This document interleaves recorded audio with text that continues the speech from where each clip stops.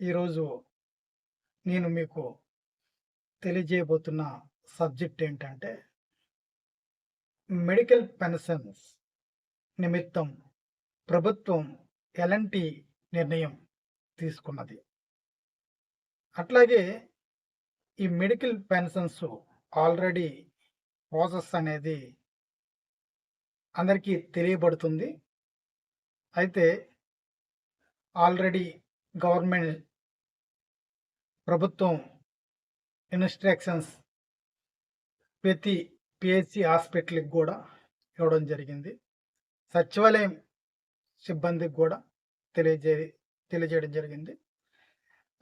కొన్ని ప్రాంతాల్లో సచివాలయం సెక్రటరీస్ వారి పరిధిలో ఉన్న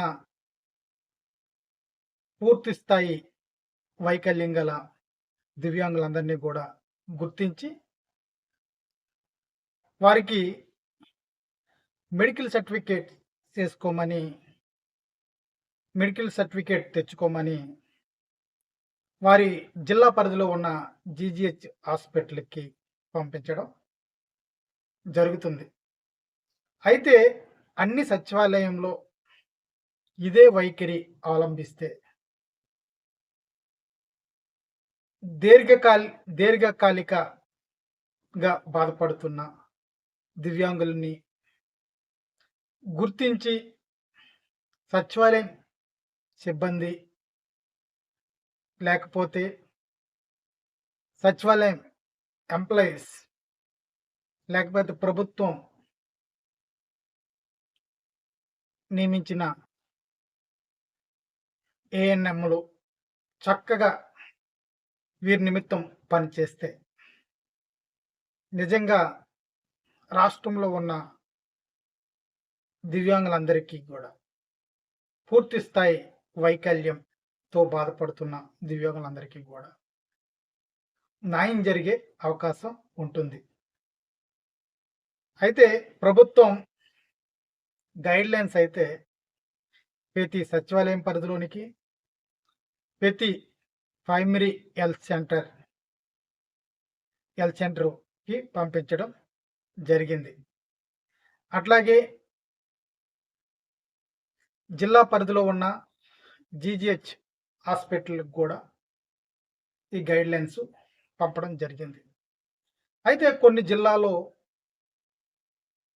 వెంటనే దీనిపైన ప్రాసెస్ చేసుకొని వాళ్ళకి ఎన్టీఆర్ భరోసా పెన్షన్‌కి సంబంధించిన మెడికల్ సర్టిఫికేట్స్ ఇష్యూ చేయడం జరుగుతుంది. కొన్ని హాస్పిటల్‌కి అవగాహన లోపం వలన వాళ్ళు ఈ యొక్క మెడికల్ సర్టిఫికేట్లు ఇచ్చే విషయంలో చాలా అవకతవకలు చేసే పరిస్థితి కూడా కనబడుతుంది. ఏదైతేనేమి మెడికల్ పెన్షన్లు ఇవ్వడానికి ప్రభుత్వం సిద్ధపడుతుంది. పూర్తి స్థాయి వైకల్యం గల దివ్యాంగులను కనిపెట్టడానికి ప్రయత్నాలు చేస్తుంది. అయితే నా తరపు నుంచి మన యొక్క పూర్తి స్థాయి వైకల్యం గల దివ్యాంగులందరికీ కూడా న్యాయం జరిగే దిశగా నా యొక్క కంటెంట్స్ ఉంటాయి. ఎందుకంటే నేను ప్రభుత్వం దృష్టికి దివ్యాంగుల్లో ఉన్న వాస్తవాలను తెలియజేయాలనే ఉద్దేశంతో నా యొక్క యూట్యూబ్ ఛానల్‌ను రన్ చేస్తున్నా. అయితే రాష్ట్ర ముఖ్యమంత్రి వర్యులు నేను తిరుపతి విషయంలో ఒక ఫోటో చూశాను. మెంటలీ రిటైర్డ్ దివ్యాంగుడు ఆయన దగ్గరికి వీల్ చైర్ మీద వెళ్ళారు. ఆయనకి క్యాన్సర్ ఉందనేసి తెలియజేయడంతో ఆ యొక్క క్యాన్సర్ చికిత్స నిమిత్తం 5 లక్షల రూపాయలు చెక్ ఇవ్వడం జరిగింది. అయితే సీఎం చంద్రబాబు నాయుడు గారు ఆయన పైన మరొక దృష్టి పెడితే బాగుండని నా యొక్క మనస్సు సీఎం చంద్రబాబు నాయుడు గారిని అడగడానికి ప్రేరేపిస్తుంది. ఆయన పూర్తి స్థాయి వైకల్యం గల వ్యక్తి. అయితే ఆయనకి మెంటల్లీ రిటైర్డ్ సర్టిఫికేట్ ఉంది. అయితే ఆయనకి 15,000 రూపాయలు పెన్షన్ ఇవ్వాలి. కానీ ప్రభుత్వ గైడ్‌లైన్స్ ప్రకారంగా ఎంఆర్ అంటే మెంటల్లీ రిటైర్డ్ పర్సన్స్‌కి 15,000 రూపాయలు ఇవ్వకూడదని ఉంది. నిజంగా మంచానికి పడిన వారు ఎవరంటే వీరిలోనే ఎక్కువగా కనబడుతుంది. చాలా వరకు మెంటల్లీ రిటైర్డ్ పర్సన్‌లో ఎక్కువగా దివ్యాంగులు మంచం మీదే ఉంటారు. వారికి అనేకమైన సేవలు తల్లిదండ్రులు, కుటుంబ సభ్యులు మాత్రమే చేస్తారు. ఇందులోని ఇంకో కోవకు చెందిన వారు ఎవరంటే సెరెబ్రల్ పాల్సీకి చెందినవారు. అంటే ఆల్ బాడీ అవయవాలు కూడా పనిచేయకుండా మంచానికి పడి ఉంటారు. వీళ్ళు కూడా పూర్తిగా తల్లిదండ్రుల మీద లేకపోతే కుటుంబ సభ్యుల మీద ఇతరుల మీద ఆధారపడుతూ బతుకుతూ ఉన్నారు. కాబట్టి ఈ 2 కేటగిరీలకు సంబంధించిన వారు పూర్తి స్థాయి వైకల్యానికి బారిన పడేవారు మన రాష్ట్రంలో ఎక్కువగా ఉన్నారు. అయితే వాళ్ళ సర్టిఫికేట్ ఇష్యూ చేసే విధానంలో ఈ యొక్క ఎంఆర్ సర్టిఫికేట్ కానీ ఆ లోకోమోటో సిపి సర్టిఫికేట్ కానీ ఇస్తే దాన్ని ఎలిజిబుల్ కాదనేసి కొన్ని హాస్పిటల్ వారు ఎన్టీఆర్ భరోసా మెడికల్ పెన్షన్ సర్టిఫికేట్ ఇవ్వకుండా వెనకంజు వేస్తున్నారు.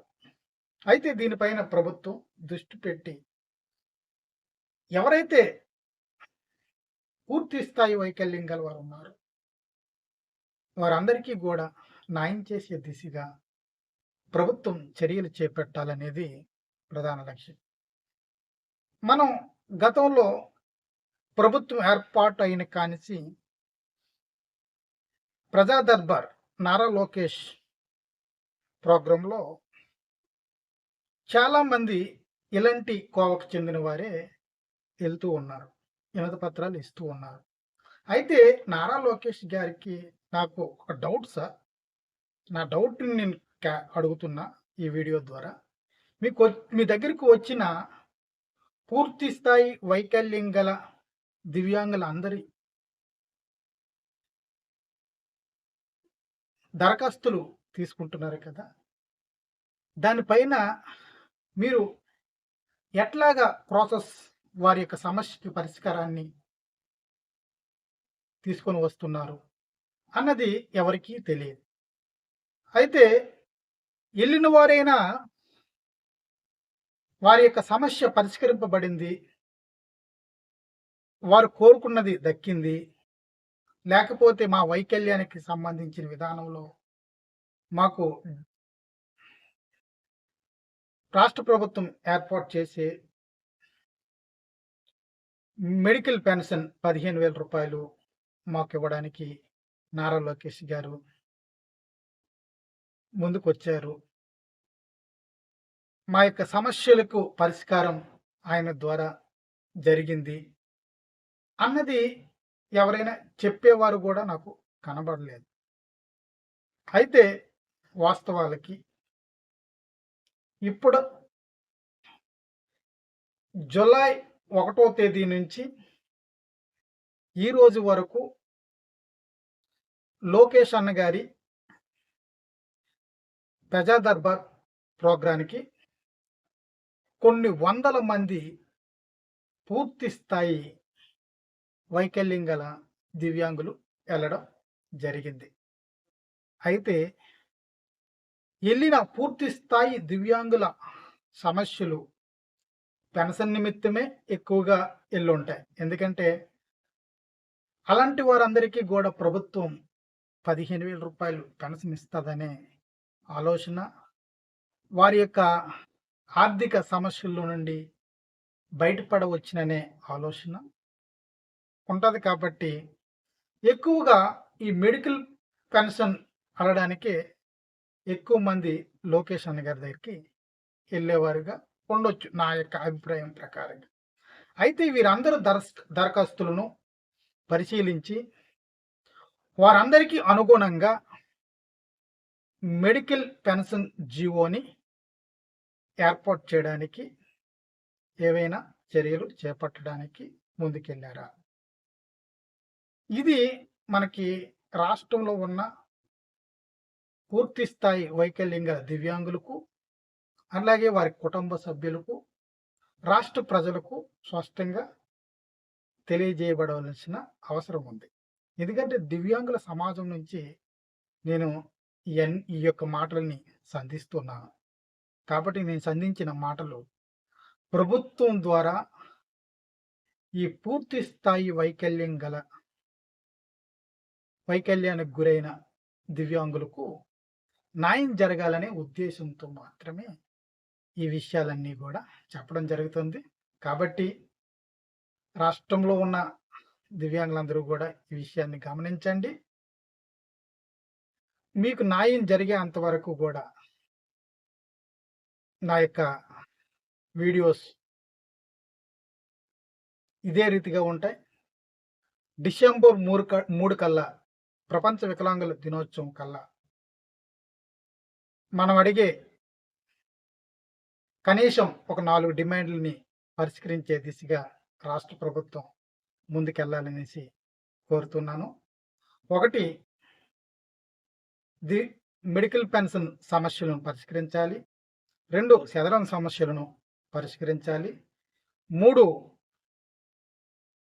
వికలాంగులు సకలాంగులను పెళ్లి చేసుకున్న, వికలాంగులు పెళ్లి చేసుకున్న, వికలాంగులు పెళ్లి చేసుకున్న వారికి వెంటనే మ్యారేజ్ బహుమానం, ప్రోత్సాహం, బహుమతి 1,50,000 రూపాయలు ఇప్పుడు అమల్లో ఉన్న స్కీమ్ని వారికి అందించే దిశగా చర్యలు చేపట్టమని, అట్లాగే గతంలో 6 స్టెప్ వాలిడేషన్ పేరుతో అనేక మంది దివ్యాంగుల యొక్క పెన్షన్లు నిలిపివేయడం జరిగింది. వాటినన్నిటినీ కూడా తిరిగి పునరుద్ధరించే దిశగా ప్రభుత్వం చర్యలు చేపట్టమని, అట్లాగే వికలాంగులకు మేనిఫెస్టోలో చెప్పిన ప్రకారంగా ఆర్టీసీ బస్సు ప్రయాణం ఉచితంగా కల్పించమని, అట్లాగే బ్యాక్లాగ్ పోస్టులు, అట్లాగే స్వయం ఉపాధికి సంబంధించిన విధానంలో దివ్యాంగులకు అన్ని విధాల సహాయ సహకారాలు అందించే దిశగా ప్రభుత్వాన్ని కృషి చేయమని మనం అడుగుతున్నాం. కాబట్టి ఈ విషయాన్ని సీఎం చంద్రబాబు నాయుడు గారు, డిప్యూటీ సీఎం పవన్ కళ్యాణ్ గారు మనస్ఫూర్తిగా ఆలోచించి డిసెంబర్ 3 కల్లా మా సమస్యల పరిష్కారానికై ముందడుగులు వేయాలనేసి ప్రభుత్వాన్ని పీడబ్ల్యూడీ ఫెడరేషన్ రాష్ట్ర అధ్యక్షుడిగా డిమాండ్ చేస్తున్నాను. అక్టోబర్ 7వ తేదీ సోమవారం మచిలీపట్నం కలెక్టర్ ఆఫీస్కి వెళ్ళి మన యొక్క దివ్యాంగుల సమస్యలపై వినతిపత్రం ఇవ్వడానికి ప్రయత్నాలు చేస్తున్నాను. అట్లాగే నన్ను కలవాలనుకునే ప్రతి ఒక్కరూ కూడా మచిలీపట్నం కలెక్టరేట్కి ఉదయం 10:30 కల్లా మీరు రండి. నేను 11 కల్లా వచ్చి 12:30 వరకు కలెక్టరేట్లో ఉండి 12:30 నుంచి ప్రభుత్వ హాస్పిటల్కి వెళ్ళడం జరుగుతుంది. కాబట్టి ఈ విషయాన్ని కృష్ణా జిల్లా మచిలీపట్నం దివ్యాంగులందరూ కూడా సద్వినియోగం చేసుకోండి. మీ యొక్క ప్రాంతాల నుంచి మీ సమస్యలకు సంబంధించిన లెటర్స్ నాకు పంపించండి. వాటిని ఎట్లా సాల్వ్ చేయాలో ఆ మార్గాలకి కావలసిన అన్వేషణ, పరిశీలన నేను చేస్తాను. కాబట్టి మన దివ్యాంగుల సమస్యలను పరిష్కరించడానికి మన దివ్యాంగుల కోసం పీడబ్ల్యూడీ ఫెడరేషన్ అనేసి ప్రోగ్రాన్ని డిజైన్ చేయడం జరిగింది. ప్రతి జిల్లాకి వస్తాను, కొద్ది టైం పడుతుంది. ప్రతి వారం కూడా నేను నా యొక్క ప్రణాళికలను ఏర్పాటు చేసుకుంటాను.